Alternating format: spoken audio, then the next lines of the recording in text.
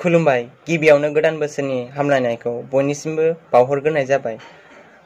लोगोसे मान होनो गोनां खन्थाइ बिबार हान्जानि दैदेनगिरि आरो बिजिरगिरि सार आरो मेडाममोननिसिम आरोबाव फिन आंनि खुलुमनायखौ बावहरग्रोनाय जाबाय।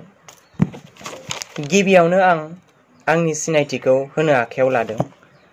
आंनि मुङा मुस्रि दैथुन बसुमतारी, गामि सानजा सामथाइबारि, जिल्ला चिरां, पिन नं 783373, लासो गुरबासा।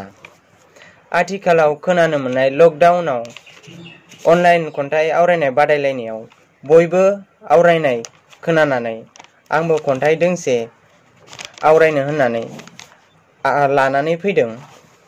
खन्थाइखौ आंनो सुजुनाय खन्थाइनि मुङानो जाहैबाय आंखाल जोंहा। अबोला आं खन्थाइखौ आवरायनो आखायाव लाबाय। आंखाल जोंहा दरसे उदां हादरनि थामोनथाइनि आंखाल जोंहा दं। जेराव बारो बारा अरायबो खोलो खोलो सिउ सिउ गोजोन सुदेम बार।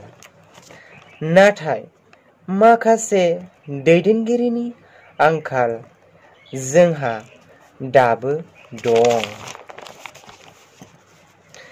जायनि बिखा बिख्लो सिङाव गाबखाङो सुबुंथिनि गोजोननि थाखाय।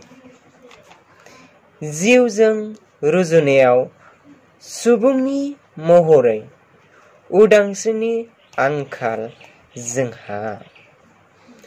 जेराव गावनि मोनथायनि राव हारिमु आरो आसार खान्थिनिफ्राय लानानै बर'नि गाननाय जोमनाय गासैबो लानानै आरो हारिनि थामोनथाइखौ मोननायनि राहा थानो हायो।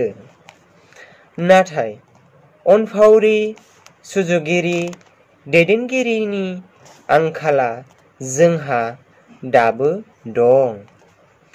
जाय गावनि बाख्रिखौ गावनो रायजोनो बेखेवनानै होनो हायो। एसेयावनो आंनि खन्थाइया जोब्बाय। गोजोन्थों।